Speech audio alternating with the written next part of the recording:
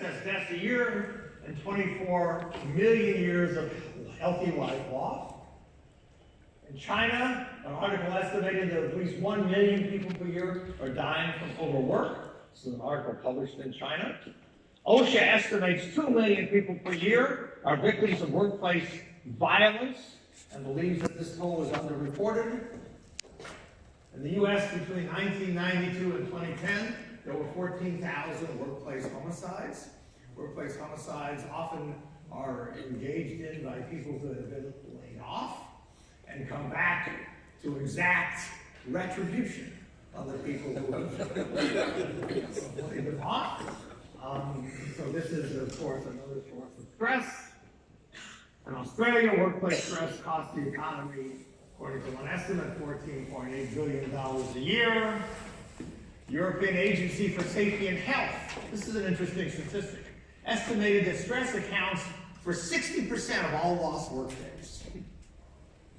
So absence, big costs, 60% of absence due to workplace stress. In the UK, an estimated 13.55 billion working days lost to stress-related absence in 1 year. And this is, by the way, prior to Brexit. And 1.1 million people suffered from a stress-related illness. So what all these depressing numbers should tell you is that the toll is enormous.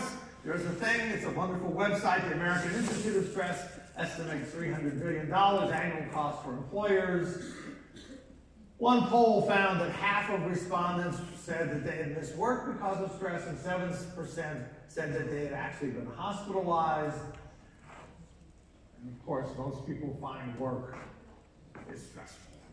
So the quick summary of all these statistics plus a bunch more is that workplace stress is enormous, exactly enormous. The costs are huge. So one of the things I tell audiences like yourself is the following. Sometime between 6 months from now and 20 years from now, something will change. And the reason why something is going to profoundly change is because the data that I have shown you, plus a bunch of other data, which is similar in its import and similar in its message, suggests that we are on a truly unsustainable path. We cannot, most of these, by the way, most of these situations are getting worse. We cannot continue to face the economic costs, the healthcare costs, the cost in life and in lost working days. This is simply unsustainable. The costs are unsustainable and the toll is unsustainable. So something is going to change. Stress, by the way, affects individual behaviors. Studies show that overeating, alcohol consumption, drug use, and smoking are all related to stress. This has been known for 30 or 40 years. It's one of my favorite quotes from psychiatrist Richard Friedman, who's a New York Times columnist. He says, "No one will be shocked to learn that stress makes people more likely to search for solace in drugs or food. It's called comfort food for a reason. It provides comfort." Now we have a body of research that makes the connection between stress and addiction definitive. If you want to stop addictive behavior, including, by the way, the huge problem with opioid addiction, yes, we probably need to do something about doctors and their prescriptions, but we also need to do something about the stress that is driving people to take drugs. The source of most stress is work. Health website WebMD reported that work was the #1 source of stress. The American Psychological Association does annual studies. Stress typically ranks in the top 2 sources of stress. The workplace is one of the top 2 sources of stress, the other one being money. The American Institute of Stress reported that job stress is far and away the major source of stress for American adults. 80% of American workers say they feel stress on the job. Now, no one cares. Here's an example of how no one cares. In 2008, Watson Wyatt, now Towers Watson, did a survey, and they said 48% of organizations, it's an interesting statistic, 48% of organizations said that workplace stress affected business performance. So almost half the companies surveyed said yes, Job-related stress is affecting our performance. Are you doing anything about it? 5% said yes. This is a problem that no one wants to own. And if you were a little kid, maybe some of you played the game hot potato. This is a hot potato. CEOs say, yes, this is a problem. It's not my problem. We're going to pass it to HR. HR passes it to benefits. Benefits passes it to the benefits consultants. I don't want to own the problem. I don't want to be responsible for fixing this problem. Business schools. The famous Dame Carol Black. Wonderful human being. She must be, because she's been knighted by the Queen. Named by the Queen. Dame Carol Black and Karen Cooper. Sir Karen Cooper. Some years ago went out to ask the following question. Let's look at 100 UK business schools and ask the following question.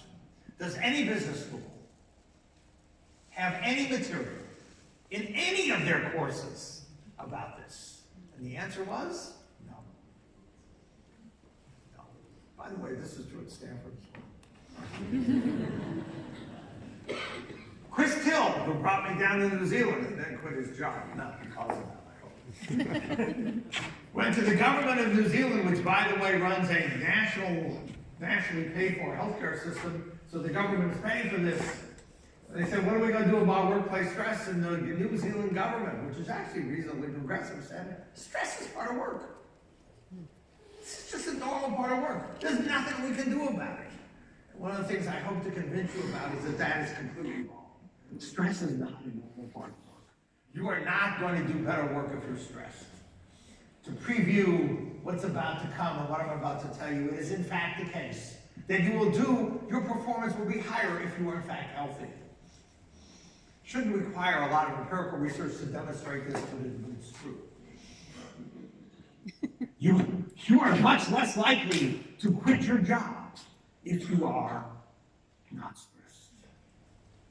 You are much more likely to do better work if you actually can stay awake.